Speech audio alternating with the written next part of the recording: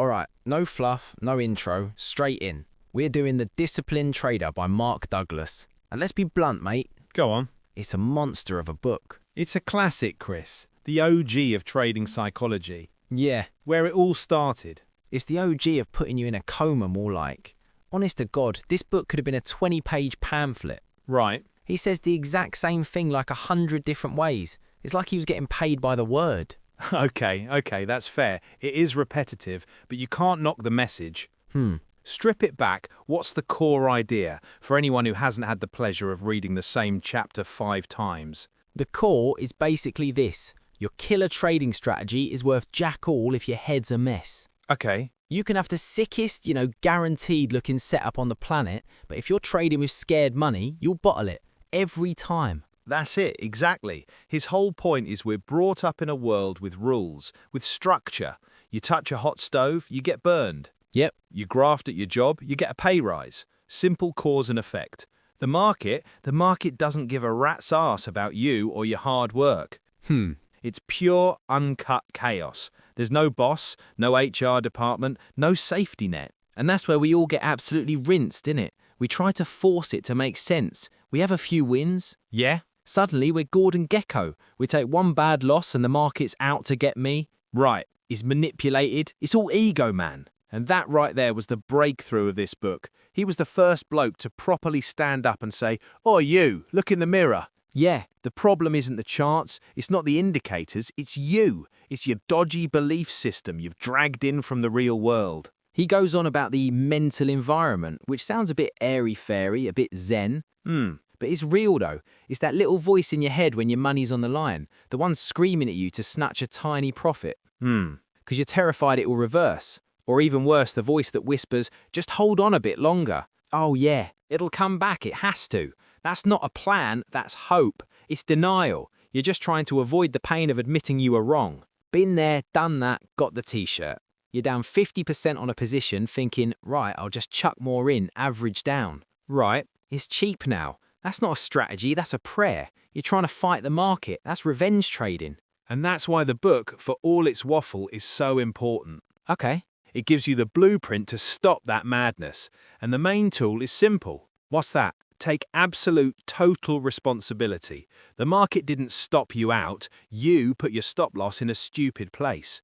The market didn't make you FOMO in at the top. You clicked the button. So the big lesson is your P&L is just a printout of how disciplined you are. End of story. But let's get real now. The book was written in 1990. Yeah, The world's a different beast, innit now? completely different. Douglas was writing about how to deal with the demons inside your own head. Right. Today, you're dealing with your own demons, plus the noise from a million gobshites on Twitter, Reddit and TikTok. Ha, exactly. Back then, the only distraction was what? Teletext. Yeah. Now you've got some 19-year-old geezer, Crypto King 69, posting a picture of his rented Lamborghini next to a crypto chart that's gone vertical. Wow. You're sitting there proud of your proper little 2% gain and you suddenly feel like a proper mug. The FOMO is weaponized now. That's the new battlefield. Douglas talks about fear and greed as these internal forces. Today, social media is an external machine, a factory that mass produces fear and greed and injects it straight into your eyeballs 24/7. It's designed to make you feel like you're constantly missing out. And the overconfidence, don't forget that. Remember the whole GameStop saga? Yeah. Lads chucking their student loans in thinking they're hedge fund killers because they read a post on Wall Street Bets. What would old Mark Douglas have said about that? He'd say they're not trading, they're gambling in a mob. They haven't accepted the risk. Right. They're just high on the hype, on the collective delusion. They're not thinking in probabilities, they're thinking in rocket emojis. Let's break that down because he put it way better in his next book, Trading in the Zone. He basically refined the whole of the disciplined trader into 5 simple truths. Okay, This is the pamphlet version I was talking about. go on then, lay 'em on us, the 5 commandments. Right, number 1, anything can happen. Simple. Don't matter how good your setup looks. Anything. Number 2, you don't need to know what's going to happen next to make money. That's a big one. It frees you from trying to be a fortune teller. Yeah. Number 3, there's a random distribution between wins and losses.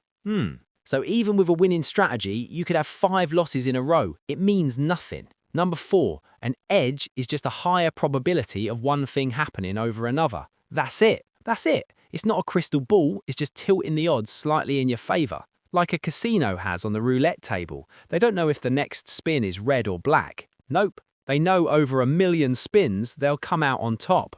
Exactly. And the last one, number 5, every moment in the market is unique. Right, that setup that looks identical to last week's massive winner, it isn't.